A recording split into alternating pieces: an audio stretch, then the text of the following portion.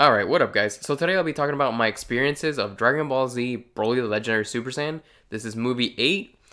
This was a Funimation release. They put it out in movie theaters. It was out for just 2 or 3 days while we wait for Dragon Ball Super Broly. And I gotta say, it was a really good experience. So in this video, you'll be seeing pictures from my cell phone, my sister's cell phone, and my best friend. We three went and it was a good experience. We got there kind of early. We got there at 12 p.m. The movie was supposed to start at 12:55 for us, but seeing how packed it was for Battle of Gods and Resurrection F, and how the lines were, we decided to go quite a bit early. Since those movies were new, we got there about 2 hours early, but for this one, we just came in about an hour early, because we weren't actually sure how to predict how packed it would be for this. But the good thing is that we got there pretty early, and there was about 6 other people besides us in the movie theater when we got there, so we got perfect seats and everything. And seeing how things were, my sister stayed back in the movie theater while me and my best friend went to go get some food for us. And as we came back, the special was happening. So first of all, the movie was the English dub, the original. They didn't redub it or anything. And also, we had the Japanese music this time. So in my opinion, that's the worst way to watch it.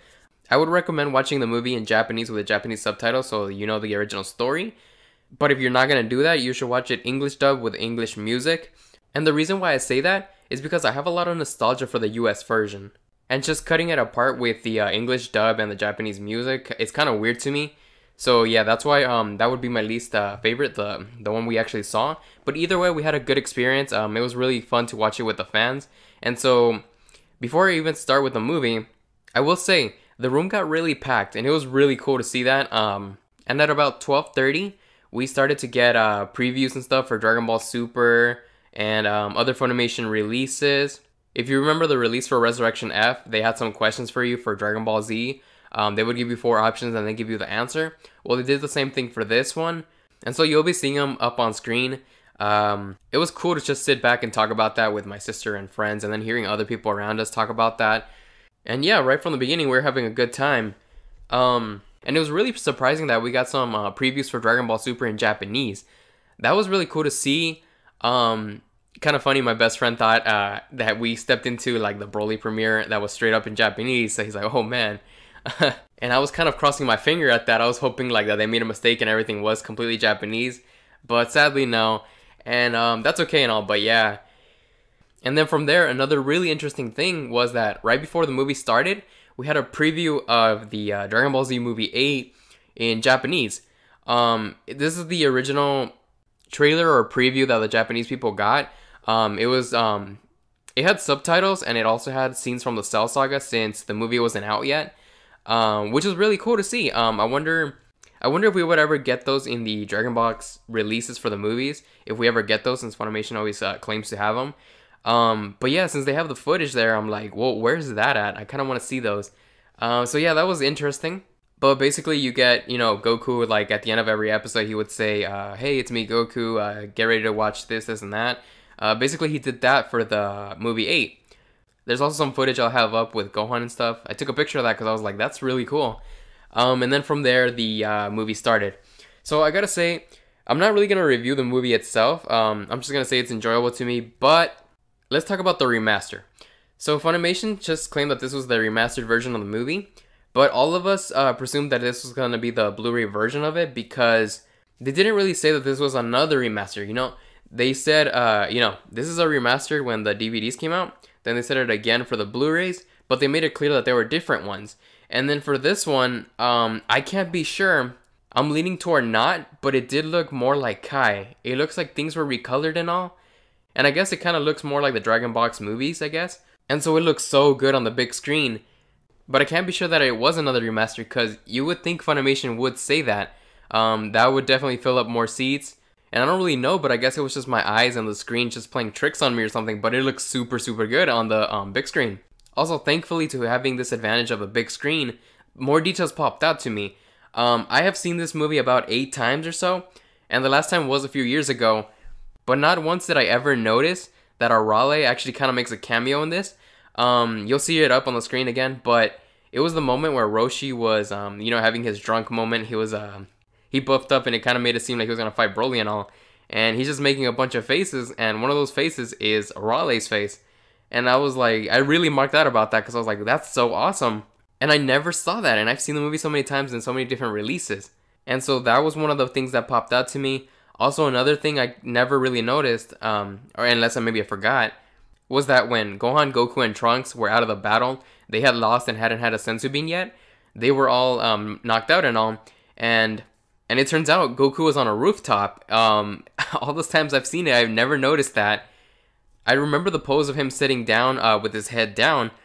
But only this time did I notice that before they zoomed in on him, he was there in between the rubble and like the top of the building. And then the next scene, it's a close-up of him, which is what I do remember. And so I'm like, wow, that's crazy.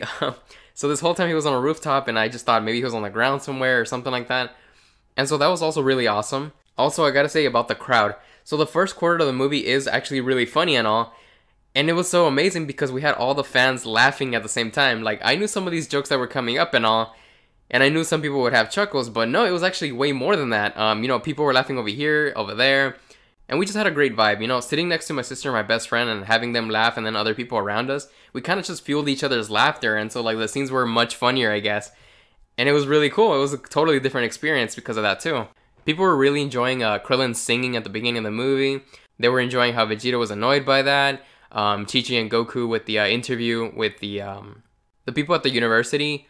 And then the interactions with King Kai and Goku before he teleported and all that. Yeah, people were really liking all that stuff, and any other funny moment after that. Also, I will say that we did notice some of the things are more clear in this version rather than the US version. With the Japanese music, there is pauses here and there where the sound just stops, music-wise. And so when the people were talking, like Oolong, for example, you could actually kind of clearly hear what he was saying. I remember if you watch the complete US version, it's not like that because there's so much rock song. And I guess the editing for that wasn't that great in the complete US version. But in this version, it was much more clear. And so that's also a plus for me. Also, I guess the theater sound might have made it better. But, I mean, it was completely quiet in some of those joke moments where you would probably miss it because of the US music, you know, with those bands like Disturbed and stuff like that. So overall, I would definitely recommend checking out any of these movies if they come out later on. We still have the Bardock and Janemba one coming up next, the double feature. I'm definitely going to be there for that too. We watched the movies at a Edwards movie theater. For us in our area, it was $14 total. $12.50 for the ticket itself, and then $1.50 for getting it online or something like that. So yeah, $14 each. Definitely worth it. We had the food and all that stuff. And you know, for the extras at the beginning, it was totally really cool. Hearing the laughter with the fans was also really awesome. So definitely worth it. Also, at the end of it, after the credits, there was this end credit special where we saw some footage of some conventions where there's been cosplayers for Dragon Ball and other stuff like that. They were showing off some really cool statues and all of Majin Vegeta and Goku and stuff like that. And merchandise, a lot of cool stuff like surfboards and stuff. Saw some guy autographing them and talking about that, and just it was just some really cool stuff. So I would definitely recommend checking out the end credits for any next movies like that in the theaters. Because it was cool how it wasn't just the end of the credits and that's it. No, there was a little more to that too. And again, those would be a really cool special if they ever release the Dragon boxes in the movie set or anything. Or maybe some other Blu-ray release, hopefully. And so yeah, if you guys have any questions about that, let me know. Like I said, it was at an Edwards movie theater. The theater was right next to the mall, which is kind of funny. It reminds me, I have a bunch of Dragon Ball items I haven't actually unboxed from there. So I guess I gotta do that soon. I'll do it in a mall haul video, a bunch of cool stuff.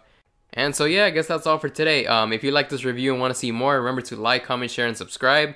That's all for today. Peace.